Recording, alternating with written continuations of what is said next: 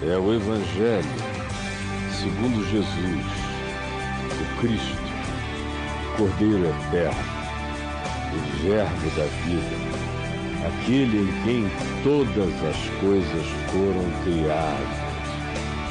Ele que é o Pai das luzes. Hoje eu quero ler no livro de Gênesis, primeiro livro da Escritura, Gênesis, e lerei no capítulo 1. Peço a você que me acompanhe e que não se distraia, para que a palavra não seja roubada do seu coração enquanto você a esteja ouvindo. Então preste atenção. Diz assim: no princípio, criou do nada, arrancou ex nihilo. Deus do nada criou os céus, a terra, o universo, o cosmos, todas as existências. E óbvio que essa é uma narrativa que olha para a criação a partir da perspectiva das impressões humanas ou dos ecos que ficaram na mente dos humanos. E narrativa praticamente igual a essa você encontra em outras culturas do mundo, mostrando que se trata de uma manifestação de natureza mítico, arquetípico, universal.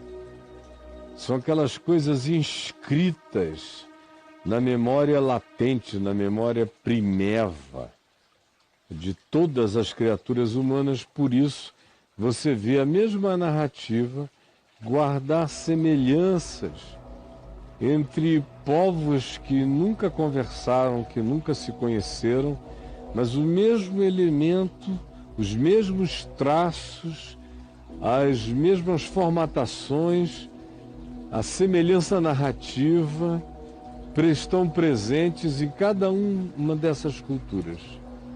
E, por exemplo, precedentemente ao Gênesis, na Mesopotâmia, em toda aquela região antiga de onde procedeu Ur dos Caldeus, de Ur dos Caldeus procedeu Abraão, havia o conto épico de Gilgamesh, que reproduzia, antes de Abraão existir, portanto, antes de qualquer ideia de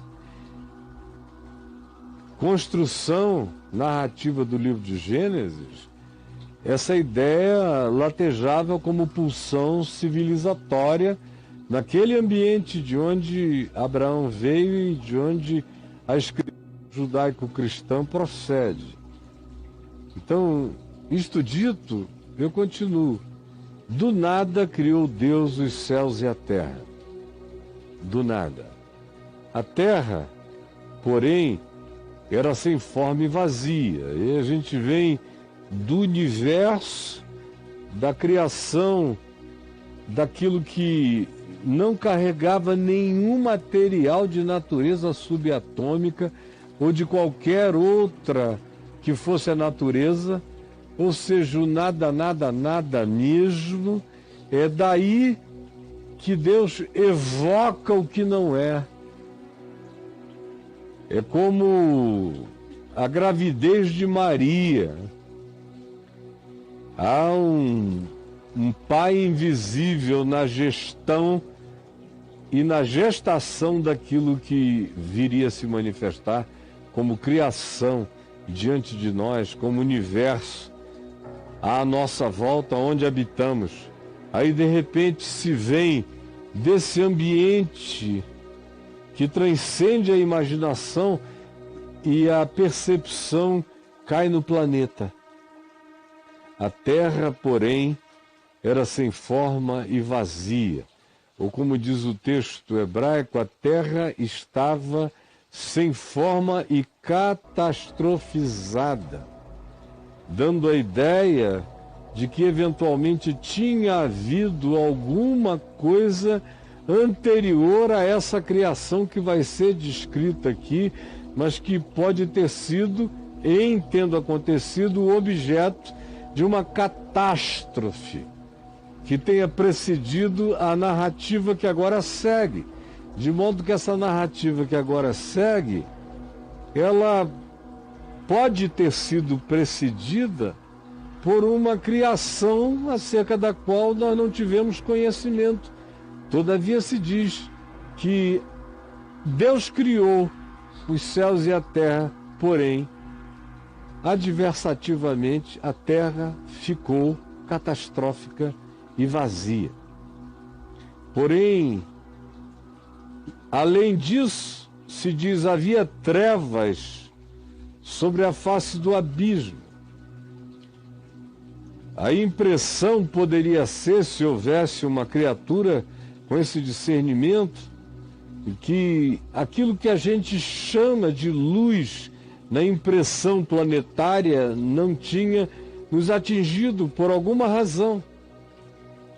A Terra estava envolta em trevas e as trevas estavam sobre a face do abismo e da escuridão, e o Espírito de Deus pairava sobre as águas primais que existiam nesse ambiente, neste planeta, sem forma, vazio ou catastrofizado.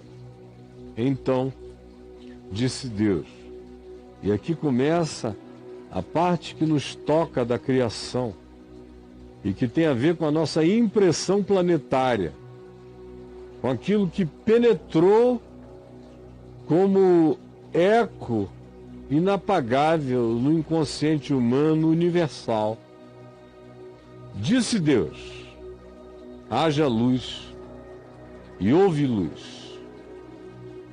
E isso não pode significar desde uma explosão como a do Big Bang ou qualquer uma outra parecida, ou não necessariamente o Big Bang, mas alguma coisa que fez com que a luz penetrasse no ambiente planetário. Porque, não esqueça, essa não é uma narrativa que olha do universo para o planeta, olha do planeta para o universo, com o olhar humano. A Bíblia é um livro de impressões na mente humana. Disse Deus, haja luz, e houve luz. E viu Deus que a luz era boa. Sem luz não haveria vida. E fez separação entre a luz e as trevas. Começa na impressão humana a acontecer o processo de que algo se diferencia da ausência da luz como percepção no planeta, para a vida aqui, e como a luz haveria de, em penetrando esse planeta, alterar tudo aquilo que a gente chama de vida. Chamou Deus à luz dia, e às trevas noite. Houve tarde e manhã o primeiro dia. Havia no movimento de rotação da Terra uma parte que já era luz e uma parte que era dia. E essa luz e esse dia também são descritos aqui com palavras maiúsculas, significando algo maior do que apenas o fenômeno imediato do dia de 24 horas, caracterizando intervalos, espaçamentos, aeões, períodos e eras de luz e períodos e eras de escuridão. E viu Deus que a luz era boa e fez separação entre a luz e as trevas. Chamou Deus a luz dia e as trevas noite. E houve tarde e manhã o primeiro dia. Esses dias do Gênesis são contados a partir da tarde. Entram pela noite e amanhecem numa manhã que só acaba ao meio-dia.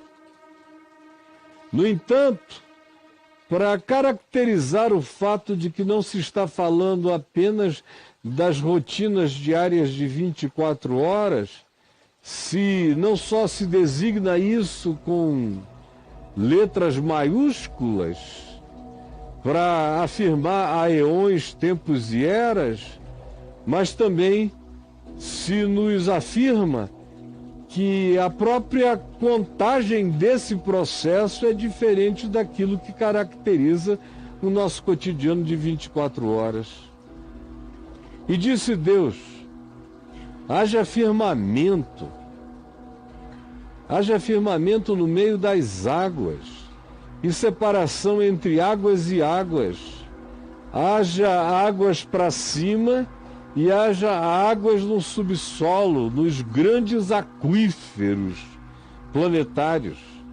Fez, pois, Deus o firmamento, que é uma linguagem para designar o que pode vir a ser a atmosfera com que viria a ser chuva, depois, tanto quanto aquilo que caracteriza o que está para além da visão imediata do homem nos grandes aquíferos e abismos terráqueos. Fez Deus assim separação entre as águas debaixo do firmamento e as águas sobre o firmamento. Assim fez Deus. E chamou Deus ao firmamento céus. E houve tarde e manhã o segundo dia. Disse também Deus: tudo é criado pela palavra de Deus. Disse Deus e disse Deus, disse também Deus. É o sopro da vontade divina que vai produzindo essa criação. E preste atenção nos verbos usados. Tem aqueles que são de absoluta onipotência, como haja luz, ou tirar do nada, criado coisa alguma. Haja firmamento e aparece um fenômeno num processo longo de tempo que aqui está designado como dia maiúsculo e noite maiúscula, como eras e períodos. Disse, pois, Deus também: ajuntem-se as águas debaixo dos céus num só lugar. Forme-se um grande oceano e apareça a Pangeia, a porção seca que diferenciava um oceano único de uma porção única de terra, sem separações continentais. E assim aconteceu. A porção seca chamou Deus terra, e ao ajuntamento das águas ele chamou de mares, de oceanos. E viu Deus que isso era bom. E disse: produza, é um outro verbo que dá liberdade à vida, à fenomenologia da vida, a vida como fenômeno. Deus dá liberdade fenomenológica à criação, às combinações dos elementos, para que aconteçam como fenômeno natural, produzido pela engenharia invisível da arquitetura da palavra designada. Disse Deus: ajuntem-se as águas, e disse Deus: produza a terra, a relva. Produza a terra, relva. Esse milagre brota da fenomenologia da fertilização planetária, com tudo que já tinha precedido até aqui como fenômeno longínquo de eras e tempos. Tudo isso carrega um silêncio de bilhões de anos, enquanto as coisas vão sendo produzidas pela palavra do poder de Deus, mediante a engenharia dessa sabedoria, através da fenomenologia do processo natural. Produz a terra relva, ervas que deem semente, e árvores frutíferas que deem fruto segundo a sua espécie, cuja semente esteja nele sobre a terra, e assim se fez. Durante eras e dias de Aeon, a terra, pois, produziu relva, ervas que davam semente segundo a sua espécie, e árvores que davam fruto, cuja semente estava nele, conforme a sua espécie. E viu Deus que isso era bom. Houve tarde e manhã o terceiro dia. Disse também Deus: haja luzeiros. Esse haja luzeiros não é apareçam magicamente estrelas, planetas, galáxias. É um haja na impressão das coisas a partir da Terra. Não se esqueçam, a Terra só tem 4 bilhões e 500 milhões de anos, o universo tem 14 bilhões e meio de anos. Então, quando se diz haja luzeiros, não é porque eles estejam aparecendo. Eles estão aparecendo a partir do olhar terráqueo. Porque tudo é uma impressão a partir da percepção do olhar ou do eco oral dessa história, dessa narrativa, dessa revelação, dessa impressão certa no coração humano, que não é científica conforme nós a entendemos, mas é completamente narrativa e descritiva conforme o fenômeno que a própria ciência consegue identificar apenas agora, de pouco tempo para cá. E já estava descrito aqui há milhares e milhares de anos. Disse também Deus: haja luzeiros no firmamento, apareçam todos os fenômenos estelares, para que eles sejam a característica dos dias menores. Agora o dia aparece aqui com D minúsculo e a noite minúsculo, ou seja, comece a haver a contabilização do tempo a partir do fenômeno do dia, feito pelo sol e pela luz do cotidiano. O outro dia e a outra noite da criação, com dia no maiúsculo, noite no maiúsculo, designam, obviamente, aeões muito mais longos de tempo, indefinível para a percepção humana. Aqui começa esse discernimento do dia menor de 24 horas para a humanidade. E diz Deus: e sejam o dia e a noite, e os luzeiros e as estrelas e os planetas nos céus, sejam para iluminar a terra. E assim se fez. Fez Deus os 2 grandes luzeiros para a terra. Do ponto de vista do sistema solar, são pequenos. Do ponto de vista galáctico, ínfimos. Do ponto de vista cósmico, inexpressivos. E do ponto de vista dos multi-universos, grãos de areia. Mas para a impressão humana da Terra, fez Deus 2 grandes luzeiros. O maior para governar o dia e o menor para governar a noite. E fez também as estrelas, não que elas tenham aparecido, é a percepção, a impressão, a visualização, é que agora foi possível. A atmosfera se desadensou, o olhar humano para os céus começou, antes do olhar humano, o olhar da vida para os céus, ou a alteração da vida na Terra, começou a ser cada vez mais alterada pela rotação, pela marcação desse dia, como a gente já conhece hoje, de 24 horas. E colocou no firmamento dos céus para iluminarem a terra, para governarem o dia e a noite, e fazerem separação entre a luz e as trevas do ponto de vista de Cronos. De Cronos. Aqui se estabelece o relógio terráqueo, Cronos, dia e noite, marcação de tempo, dia, meses, anos, calendários. É o princípio daquilo que seriam os grandes marcadores do fenômeno histórico, posteriormente, quando o homem viesse a aparecer. E viu Deus que isso era bom. E houve tarde e manhã o quarto dia. Disse também Deus.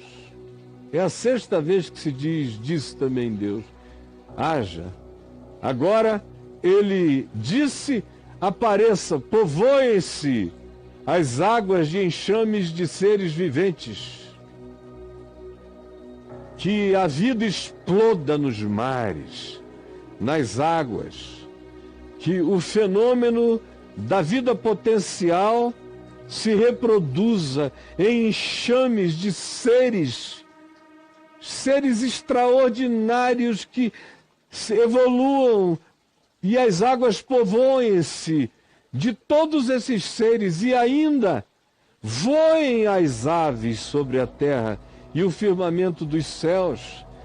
Mas é do mar que evolui essa criação da ânima que vai acabar se transformando em outra coisa, inclusive em entes que voam sobre a face da terra. Criou, pois, Deus os grandes animais marinhos. Ele não os tira do nada, é um criou que trabalha com a fenomenologia da natureza, crescendo em complexidade. Criou Deus os grandes animais marinhos e todos os seres viventes que rastejam, os anfíbios, os répteis, todos aqueles que derivaram-se da água e tudo derivou-se da água como ânima animal, os que povoam as águas segundo as suas espécies e todas as aves segundo as suas espécies, e viu Deus que isso era bom. E Deus os abençoou dizendo: sede fecundos nos mares, na terra, no ar, nesse espectro da evolução da vida. A bênção de Deus é bênção de fecundidade natural, animal, multi-espécie. Multiplicai-vos e enchei as águas dos mares e na terra se multipliquem as aves. Houve tarde e manhã o quinto dia, disse também Deus, produz a terra seres viventes, que já estavam em processo, já havia grandes animais marinhos, já havia aves, portanto, a ânima dessa criação já estava presente no céu e na terra. Agora, o verso 24 introduz uma descrição fenomenológica mais detalhada e mostra que é uma fenomenologia natural.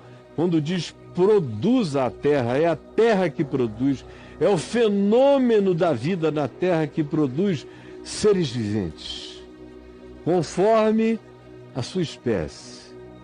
Animais que viriam a ser domesticados, por isso chamados de domésticos, que se tornaram domesticados milhões e milhões de anos depois, pelos humanos, mas eles tinham uma natureza de convívio. E répteis, e animais selváticos, que não se colocam sob a possibilidade de um convívio doméstico com aqueles que viriam ser posteriormente os humanos. Segundo a sua espécie, assim se fez, e assim a terra ficou grávida dessa palavra que produziu trilhões de fenômenos de vida. E fez Deus os animais selváticos segundo a sua espécie, e os animais domésticos conforme a sua espécie, e todos os répteis da terra conforme a sua espécie, nesse processo de dias, de aeões, de eras. Enquanto havia dias menores de 24 horas, havia eras e eras de evolução da criação. E viu Deus que isso era muito bom, era bom. Também disse Deus, oitava vez, façamos o homem à nossa imagem. E aí há um plural de majestade criadora, façamos. É esse Deus uno que carrega a pluralidade relacional e dialogal e pessoal da sua própria essência como espírito, e manifesta esse Deus em diálogo com Deus, esse Deus que é eu sou em si mesmo. Façamos o homem à nossa imagem. Cristo Jesus é a imagem do Deus invisível, primogênito de toda a criação. Façamos o homem com capacidade de dizer eu, de se relacionar, de admitir na essência do seu ser a busca e a necessidade da relacionalidade. Façamos esse ser que carregue a semente da pessoalidade divina, que é uma pessoalidade de Deus com Deus. Eu e o Pai somos um. Eu vos enviarei o Espírito da parte de Deus. Deus é um e Deus é Pai, Deus é Filho, Deus é Espírito Santo. Deus é aquele que diz eu sou e que diz façamos. O homem é a nossa imagem, conforme a imagem do Deus invisível que é Cristo Jesus, conforme a nossa semelhança. Tenha ele domínio sobre os peixes do mar, sobre as aves dos céus, sobre os animais domésticos, sobre toda a terra e sobre todos os répteis que rastejam sobre a terra. Ele terá algo superior a tudo isso, porque ele é um ser feito a partir do conhecimento de si próprio. Nós daremos a ele consciência de si mesmo. Ele verá para fora, verá para além do que os olhos alcançam e verá para dentro do seu próprio ser. Olhará para cima e reconhecerá o universo. Olhará para dentro e dirá eu. Isso que é carregar a imagem e semelhança de Deus, consciência de si mesmo, e tenha ele domínio sobre a terra, não para ser um déspota, mas como depois se diria, para ser um gestor, administrador, cheio do amor de Deus pela criação. Criou Deus, pois, o homem, e não criou no sentido de tirar do nada. O homem é um fenômeno da terra. O homem é um ente sindrômico. É uma convergência fenomenológica. Cresceu, evoluiu. Criou Deus, pois, com toda a intenção. Criou o homem à sua imagem, carregando o seu caráter, sua capacidade de dizer eu sou. Isso é ser a imagem de Deus. E homem e mulher os criou. E Deus os abençoou. E lhes disse: sede fecundos, multiplicai-vos, enchei a terra e sujeitai-a. Não é abusai dela, é cuidai dela, sujeitai-a, é colocai-a sob um processo cultural, a um mandato civilizatório de convívio entre os homens fecundos e a criação que ele ordenou que fosse fecunda e se multiplicasse. Há um convívio, uma interdependência, não extermínio e dominação perversa.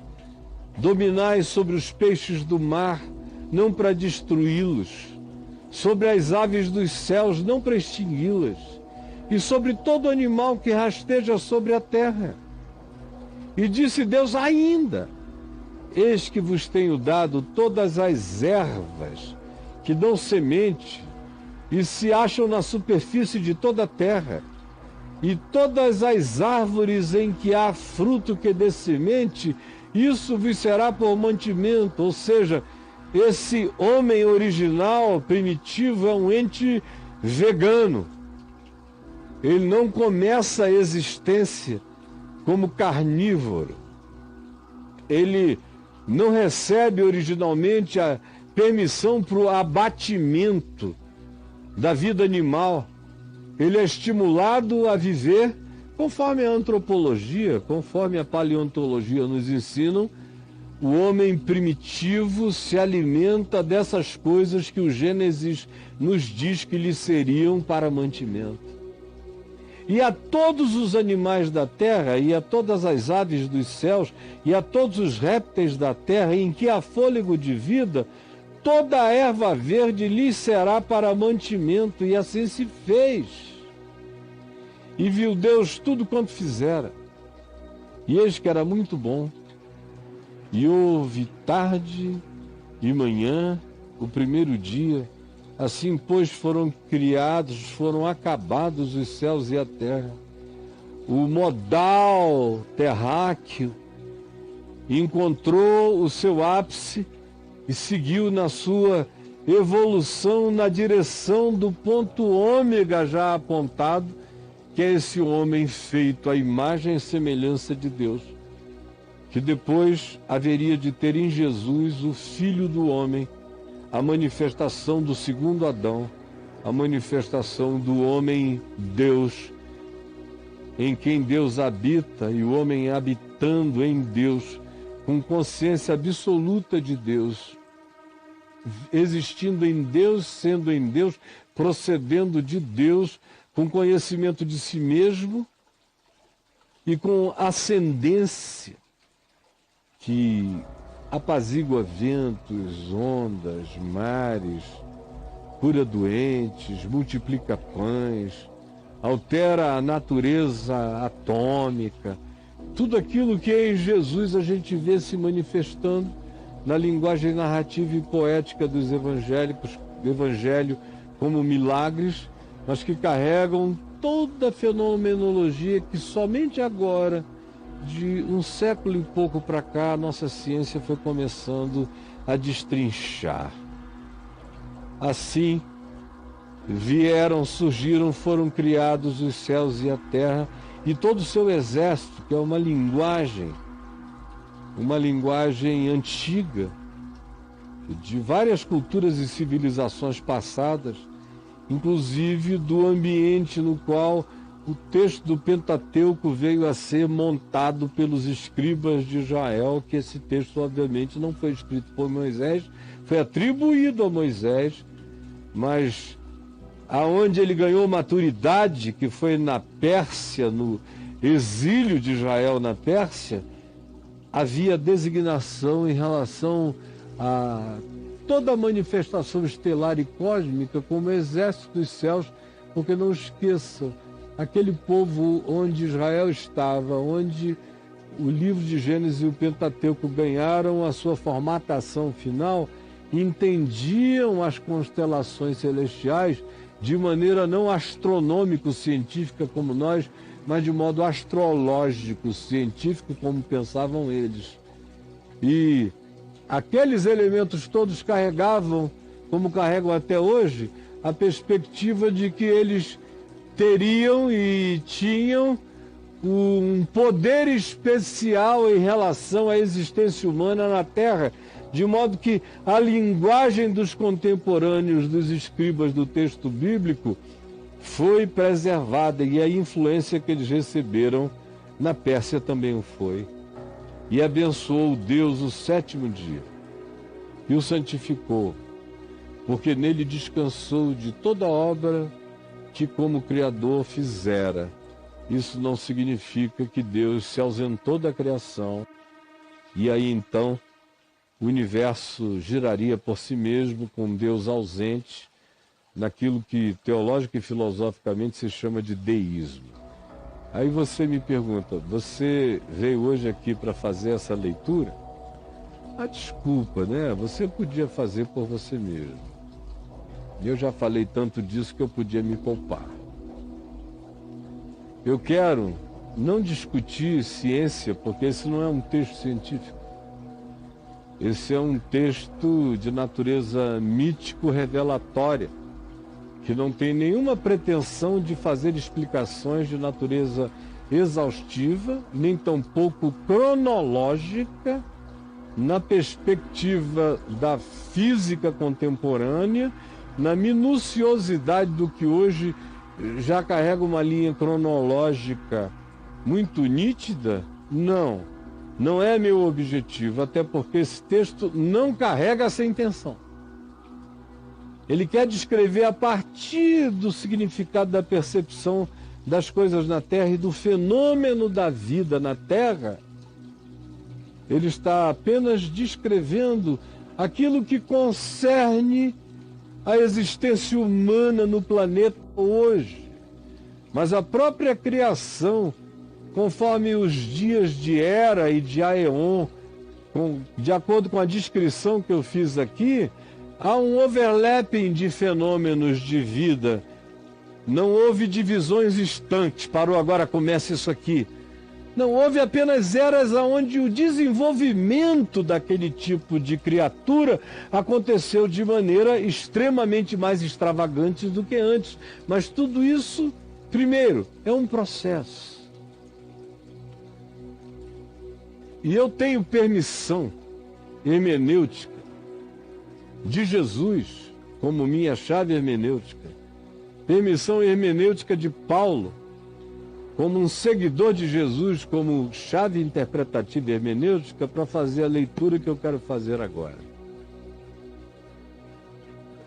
Jesus, por exemplo, leu o livro do Gênesis sem nenhuma preocupação descritiva. Apenas diz, não foi assim desde o princípio, ou foi assim desde o princípio, ou não se preocupa com a obediência ao livro, nem tampouco a dieta do livro de Gênesis. Jesus não era vegano, comia de tudo que lhe vinha com ações de graça. Ele está cheio de ensinamentos e de parábolas não veganas, de modo que se você quiser ser vegano, é sua liberdade. Só não faça disso um preceito religioso, nem tampouco supremacista, porque será grande a sua tolice. O Filho do Homem não era vegano. É meu direito, ou até privilégio, se eu quiser, assim o ser, mas não é uma ordem que esteja em vigência hoje.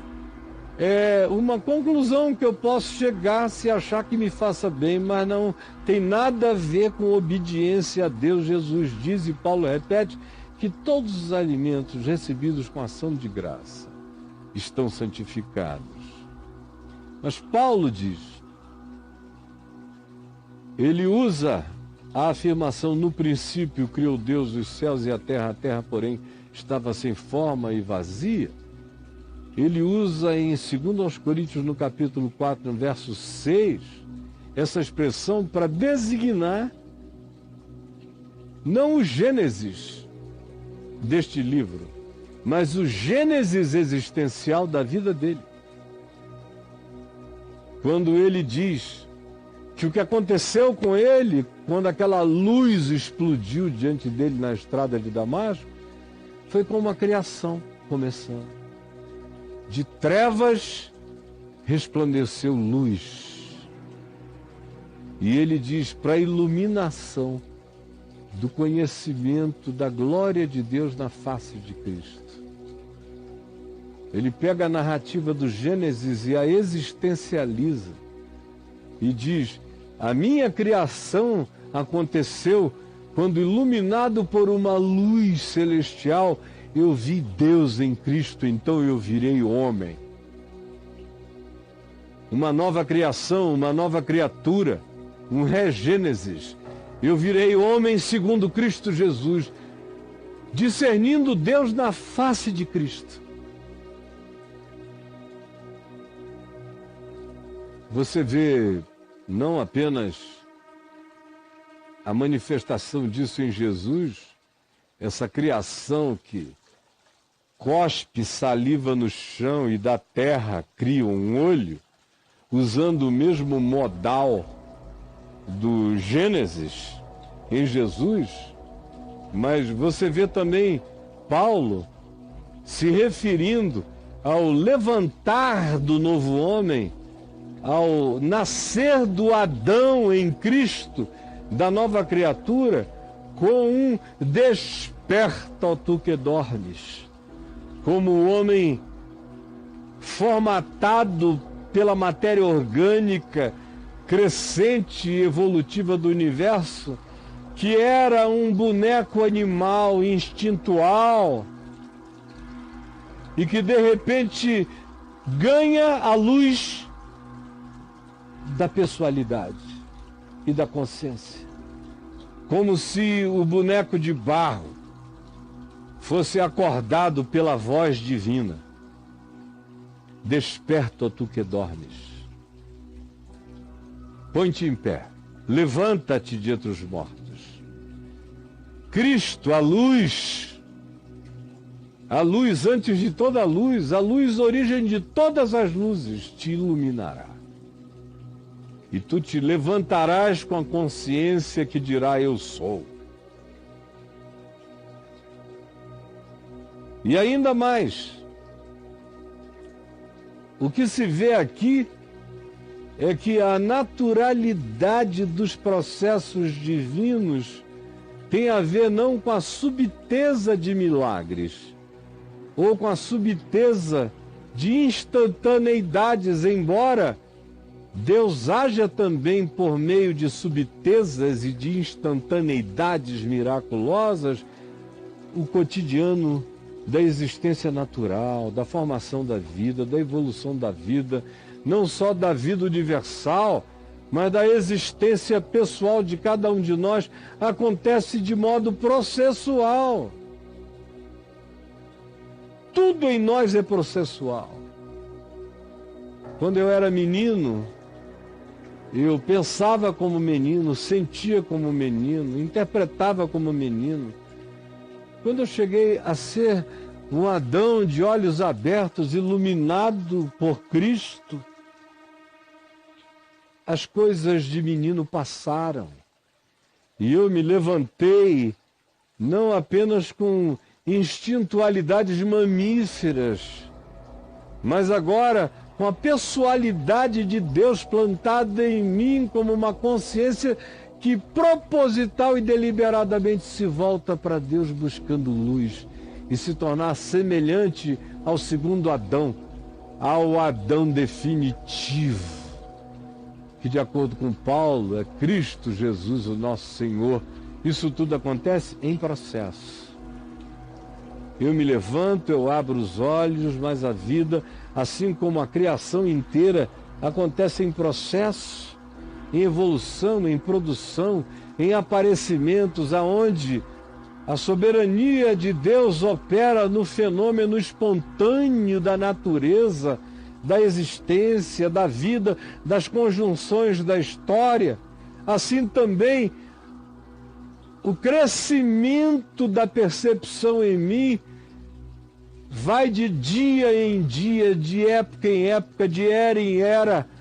A minha consciência não nasce pronta, ela se desenvolve, nem tampouco eu sou um ser que apareço acabado. Eu sou apenas chamado à vida para entrar num processo semelhante ao da criação, que é um processo completamente de evolução, de desenvolvimento.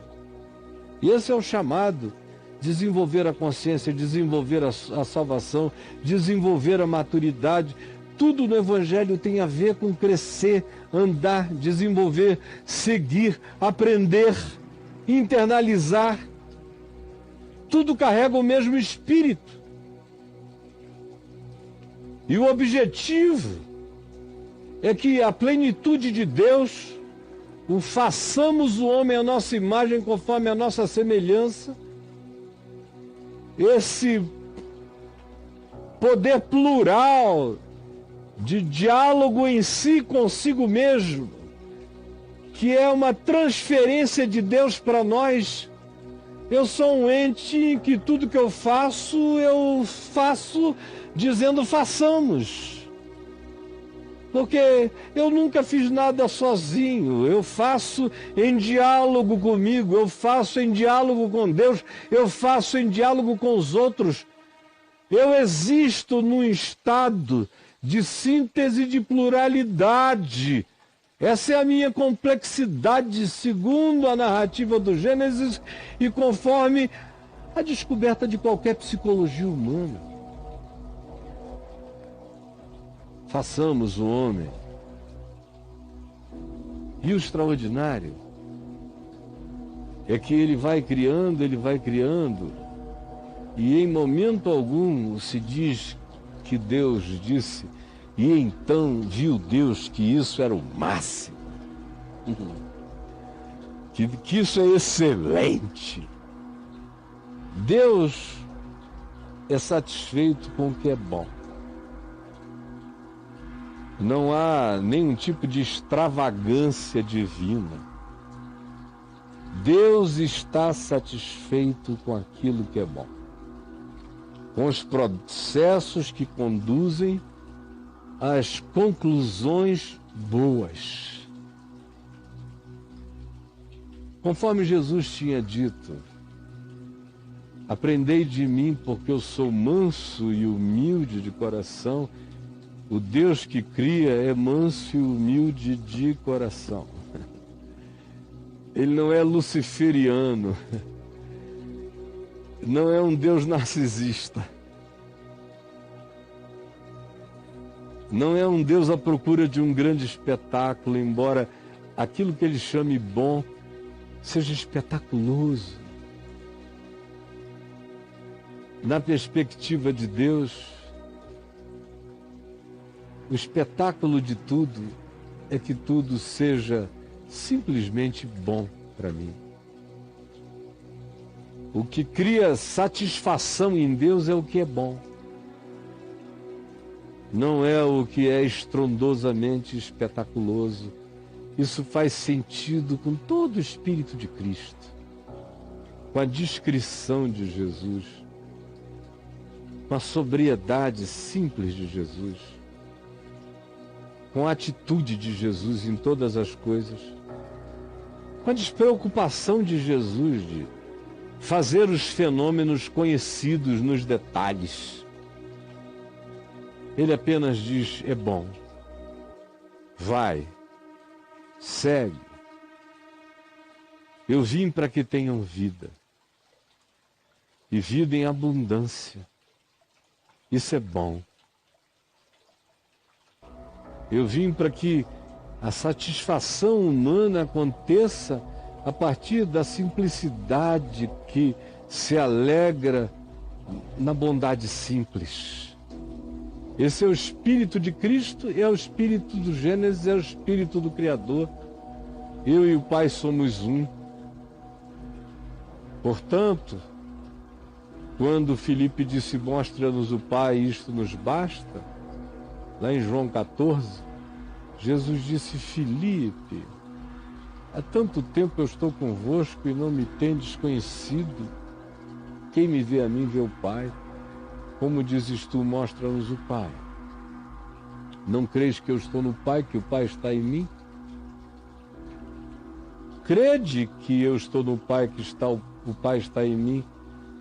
Crede ao menos por causa das mesmas obras, foi o que Jesus disse. Do mesmo modo operandi, do mesmo espírito de Criador humilde. Vocês não conseguem ver a paciência do meu Pai na minha paciência? Vocês não conseguem discernir a processualidade do meu Pai nos meus processos e na minha longanimidade, esperando que o processo da vida evolua na consciência humana? Vocês não conseguem perceber que é o mesmo modus operandi? Quando ele cria o homem, então ele diz, após criar, que isso era muito bom. Ele olhou para o conjunto da obra e falou, é muito bom, é lindo, é maravilhoso. Carrega a perfeição, não do perfeccionismo, mas carrega a perfeição da bondade evolutiva, que caminha de glória em glória, no segundo espírito do Evangelho, de vida em vida, de consciência em consciência, de percepção em percepção, de fé em fé, como tudo mais no Evangelho. Vamos sendo transformados segundo a imagem de Jesus, é processo. Desenvolver a vossa salvação com temor e tremor é processo. O modus operandi da criação é o modus operandi de Jesus e de todo o processo redentivo na história. E viu Deus que isso era bom.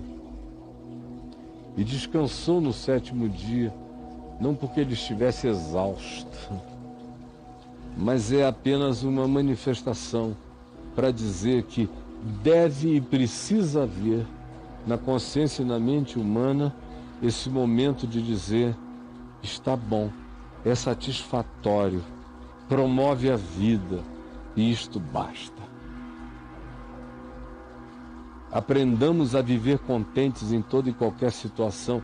O que a gente tem aqui é, antes de qualquer contentamento, a manifestação do contentamento divino com a vida. Deus contente com a vida. Não porque seja uma existência em estado de perfeição. O próprio processo natural implica em viver, em morrer, em crescer, em desaparecer, em fazer coisa melhor surgir, continuar. E tudo isso é bom. Eu chamo isso de bom na minha vida. Eu não quero mais ser menino. Eu não tenho saudade de nenhuma fase da minha vida. Se me dissessem para apertar um botão de retorno, eu não apertaria de jeito nenhum. Minha infância foi encantada até meus 7, 8 anos de idade, mas eu não gostaria de voltar para ela. Para minha adolescência, Deus me livre. Foi um período de tanta conturbação. Para o melhor da minha juventude na conversão, eu não quero voltar para isso. Eu quero que o meu primeiro amor cresça em mim na maturidade dos meus dias e da minha consciência hoje.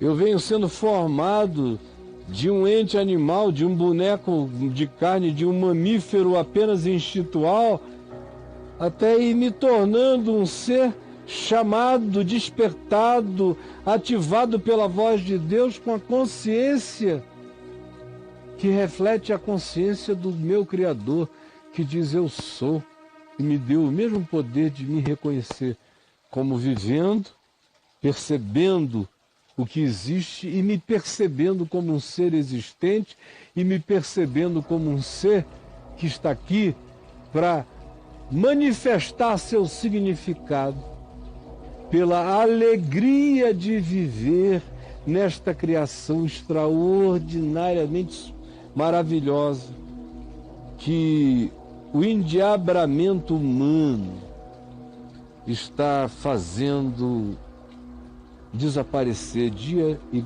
a dia e gradualmente. Você está aqui? Tem muita gente que chegou aqui pensando que a vida é feita de instantes miraculosos. A existência, a vida crescem no fenômeno paulatino, de coisas que aparecem, de coisas que se ajuntam, de coisas que se produzem. Vai de fenômeno em fenômeno. O homem acaba como síntese suprema na Terra desse fenômeno divino e que fica maravilhoso apenas e tão somente quando reflete o caráter, a imagem e semelhança do Espírito de Deus, da consciência de Deus e do contentamento de Deus por ter sido criado. Tem gente que me entendeu até aqui e está amando. E tem gente que está bufando. Os que estão amando são os que veem que essa descrição faz sentido com o todo da existência. Os que estão odiando são aqueles meninos da magia, da criação em uma semana. Não é que eu não creia, eu creio que a criação podia ser em 7 minutos. Eu só estou dizendo é que Deus escolheu criar no espaço-tempo tudo dentro da lógica do espaço-tempo. De modo que a criação na Terra, seguindo a processualidade daquilo que no espaço-tempo é uma obrigatoriedade, porque se a gente existe no espaço-tempo, se eu nasci e vou morrer, é processo. Se é processo, é lógico com o espaço-tempo, porque o espaço é espaço e o tempo é tempo. Determina processualidade. Agora, eu estou dizendo que a natureza do processo impede Deus de intervir quando Ele quer de maneira súbita na existência? Jamais. Jamais. Em Jesus você tanto vê aquelas curas processuais, como você vê as curas instantâneas. Como você vê as curas que acontecem logo depois, ele diz: continua o processo para que não te aconteça coisa pior. Ou dá logo de comida à menina, porque ela tinha morrido de inanição. Eu a ressuscitei, mas não brinquem com a natureza nem com a criação. Ela é processo a ser respeitado. Ele liberta um que quer ir com ele, ele diz: não, você está precisando de reintegração relacional, você tem que voltar para a sua família, você tem que conviver com os seus façanos, com aqueles com quem você vai trocar, e a sua identidade vai ganhar a complexidade madura de um adulto que até hoje só teve a companhia de demônios, como foi o caso do Gadareno no Evangelho. E tudo mais. Por isso eu lhes digo que Jesus é a chave hermenêutica, porque como quer que você olhe, de qualquer ângulo que você olhe, tudo que você chame de realidade tem em Jesus a sua manifestação de verdade, e tem em Jesus a lógica do Pai, a lógica do Criador, e que é uma lógica de continuidade no trabalho do aperfeiçoamento da consciência na redenção. Por isso Jesus disse: meu Pai trabalha até agora e eu trabalho também. O processo da vida, o descanso de Deus em relação à criação, não é a aposentadoria divina, ele continua imiscuído na sua criação. E ele é o Deus pessoal em quem todas as coisas existem e são, e ao mesmo tempo ele é aquele que continua no fomento do processo, tanto é ele aquele que se permite a intervenção, aonde quer que apareça alguém simples, humilde e quebrantado de coração. Eu espero que esse Evangelho segundo Jesus tenha alcançado você e que tenha abençoado a sua mente, o seu entendimento e a sua compreensão. É o que eu te peço, Jesus. É o que eu te peço, Jesus. É o que eu te peço, Jesus. Em teu nome. Amém, amém e amém.